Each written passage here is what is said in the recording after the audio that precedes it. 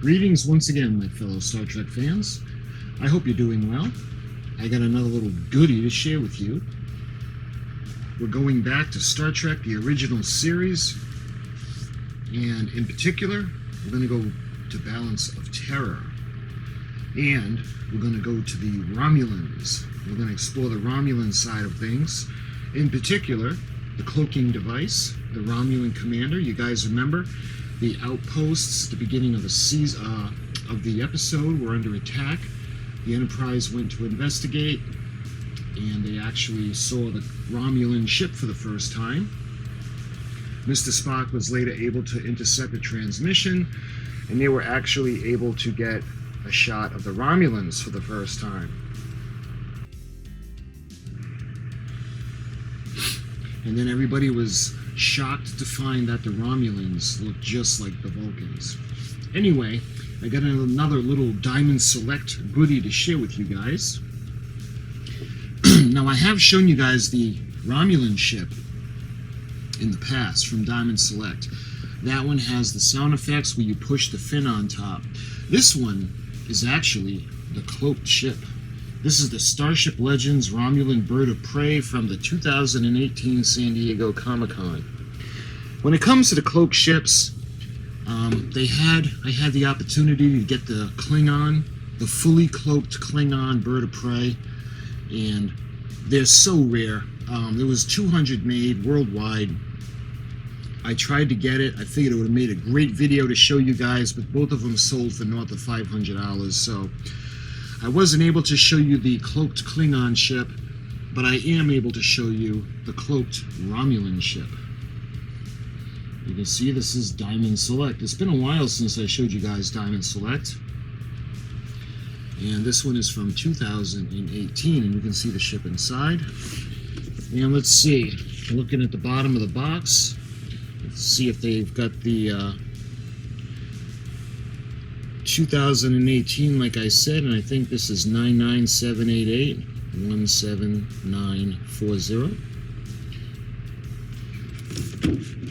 And the side of the box, Starship Legends Romulan Bird of Prey from Star Trek, the original series, which is my favorite. I think both sides of the box are actually the same. Yep. And the top is the same as the sides. So let's take a look at the back. You can see that bird, the bird of prey. I don't know if it's an eagle or a vulture or something that lives on Romulus. And it gives you the dimensions of the ships. The length is 68 meters, the wingspan is 90 meters. It's got 5 decks, a crew of 150, and maximum speed of warp 4.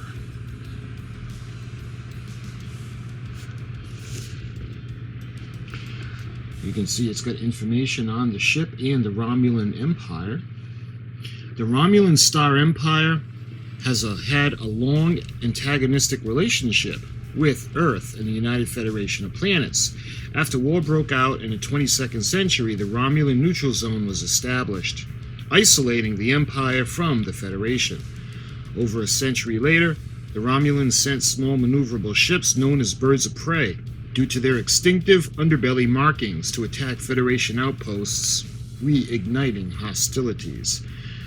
With this advanced plasma torpedoes, as well as a cloaking device that renders it virtually invisible, a single bird of prey, if not a match, then certainly worthy opponent of a Constitution-class Federation starship. In this case, the USS Enterprise from the episode Balance of Terror. So, all that being said, why don't we take it over to the desk where there's more light, and we'll check out the Romulan commander's ship.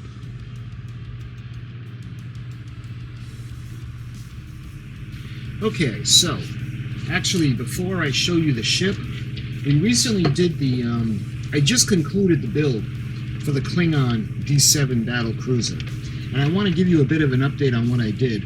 I toned it down because I had the gloss paint, and I didn't really like the way the gloss was looking, so what I did was I put the, let me show you what I use. I used the matte clear, and I love the Rust-Oleum. The paint I use is Rust-Oleum, but I was worried that this was going to be too strong because I did some of the detail work around the sides of the ship and on the power units, and I was worried that the industrial, the cover, the lacquer would have melted the paint, but it didn't. So I think it looks a lot better. So now we have the ship looking more toned down, looking more like it should to the filming model, the studio model. And I love the way this came out. Now I will be doing a video on this to wrap up this build.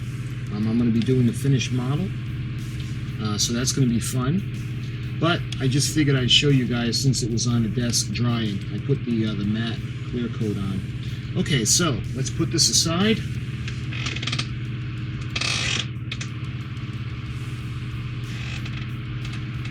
And let's get this one. Hey Google, go to StarTrek.com, Balance of Terror. Here is some information about Balance of Terror. While investigating the destruction of 4 outposts along the neutral zone, the Enterprise plays a game of cat and mouse with a Romulan warbird. Season 1, Episode 14 of Star Trek, the original series.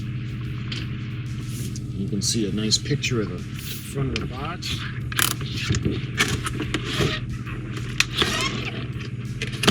Alright, so we got the plastic tray on the inside. Let's go ahead and close the box, and we'll use that as a backdrop.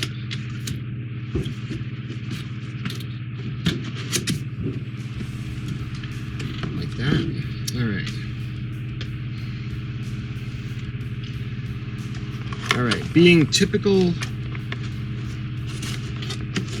Diamond Select, although I don't see a ton of those ties keeping the ship in, it might just be the stand that it's keeping in. Okay, let's try to take the ship out.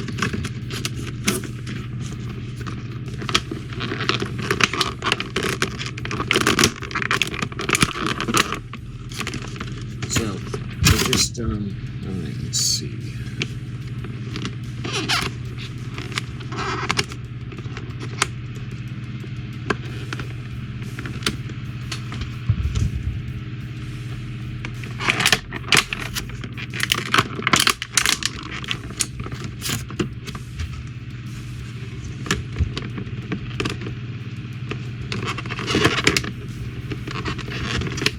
Alright, so instead of tying it, they have these weird elastic things now, where if you want to get it out, the only way is to actually cut it. So let's cut that.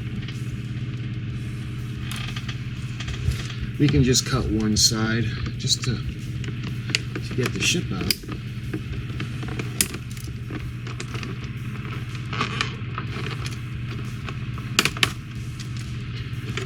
Alright, I think I got that. Alright, are there any in the front? I don't think there are any in the main body of the ship, so let's see if now we can get them out.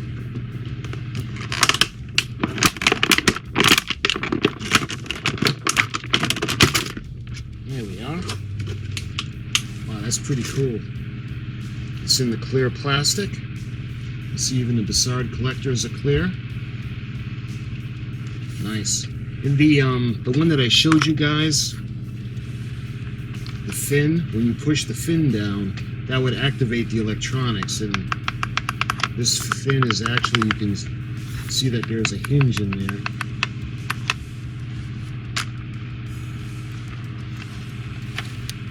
Dun dun dun dun dun dun dun dun.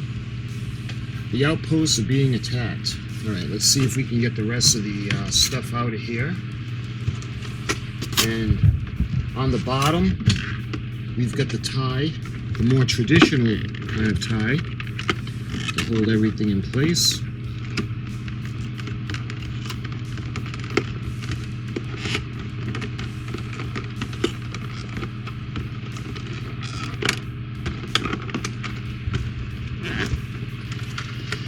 Alright. Let's see. They definitely don't make it easy to get this stuff out. Okay.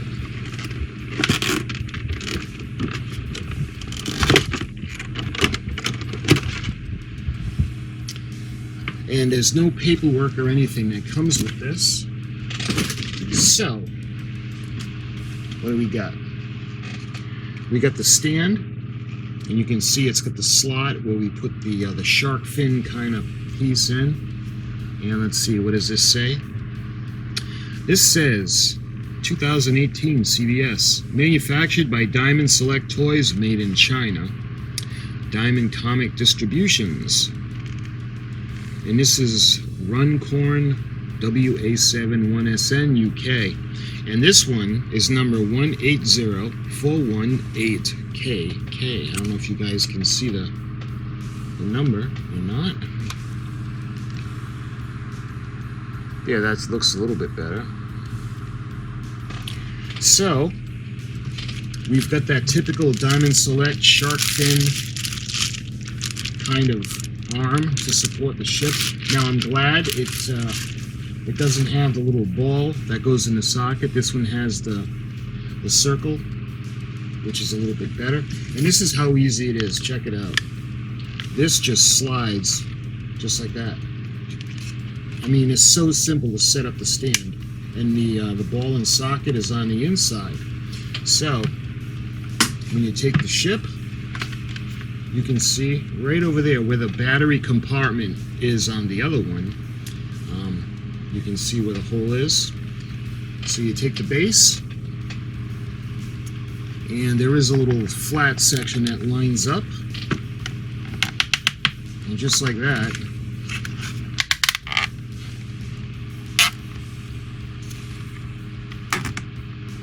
just like that. So, we have, at the beginning of the episode, and again, this is one of the all-time best episodes of Star Trek, I think. The writing, the directing, the lighting of the characters. The way Star Trek is, especially this episode, you've got the soft light that looks like it's being reflected onto the characters and the situations, and it's just beautiful lighting. The episode was fantastically written. We're introduced to the Romulans. We introduced to the Romulan bird of prey, the ship, which incidentally the filming model had disappeared after the episode. So that's why, if you're wondering why the Romulans had to switch to the Klingon D7 in later episodes when involving the Romulans, such as the Enterprise incident, it's because the model disappeared and they weren't able to use it.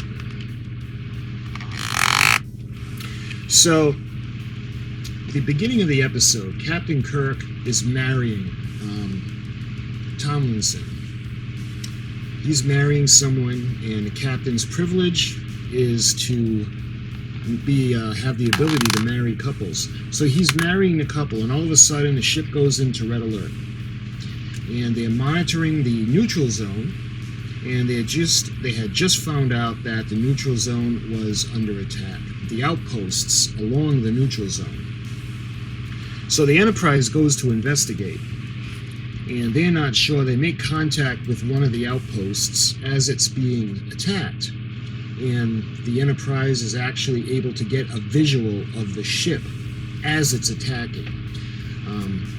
The commander of the facility, the outpost, informs the Enterprise of the damage and said that even through a mile deep in the asteroid, it still had done that damage through the deflectors. The ship appears on a screen, he switches it to visual, and that outpost gets obliterated. So the Enterprise, they try to warn the ship off, but they're not successful. So we're introduced to the Romulan commander, which is Mark Sarek.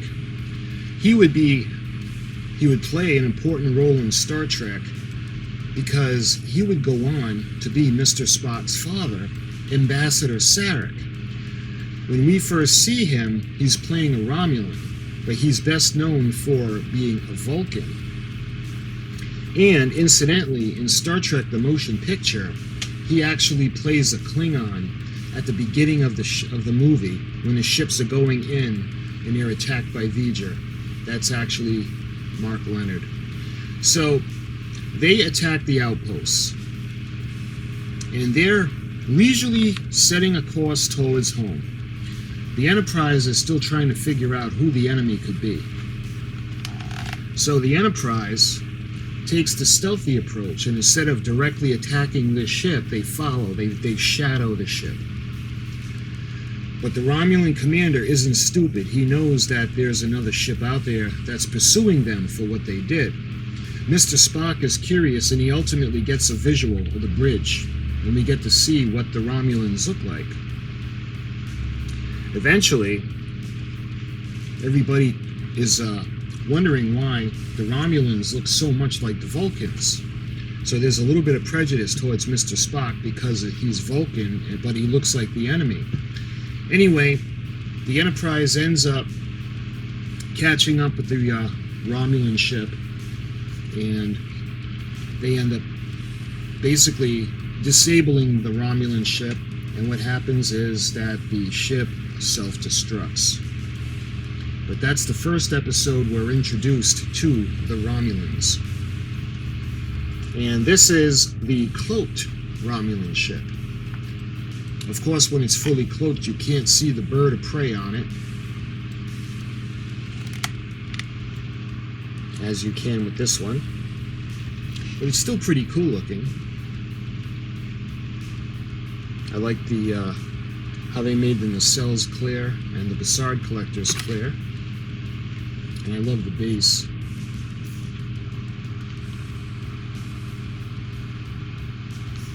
And it's got 5 decks. It's nowhere near as big as the Enterprise, but it's not meant to be. This ship is made for stealth. And the plasma weapon, the disruptors, or the plasma cannons, they have limited range. So it was the Enterprise was much stronger and superior, but this one was the first one that we see, which is cool. Let me take it back off the stand, show you the bottom of the ship.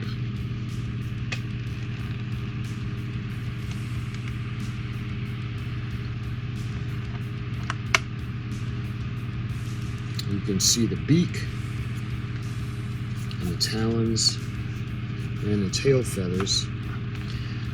You know, the Romulan ship doesn't really get as much love, obviously, as the Enterprise, but it doesn't get as much love as the Klingon D7 either.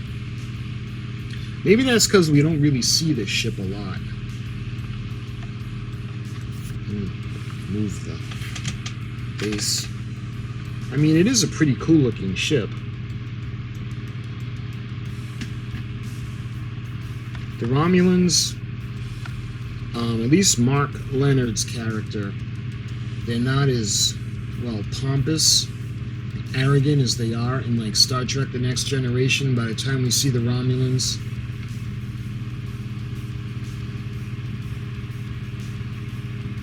But I guess, I don't know, there's just something about the Klingons. The Klingons are so much more popular. But the Klingons, let's face it, they're really cool. But this ship is pretty cool too. I've never actually built a Romulan model, the Romulan ship. I've done the Klingon D7 a couple of times, and I really butchered those up. That's why the one that I just finished I'm happy with. And I really butchered the Enterprise, the poor Enterprise models that I destroyed through my childhood. But I never actually done one. I saw one of these that was on eBay, and it was a 1/350 scale, and it was nice and big. But it was, I don't know, it was like vacuum formed. You know, it reminded me of like the sails you get in a model kit with a sailing ship.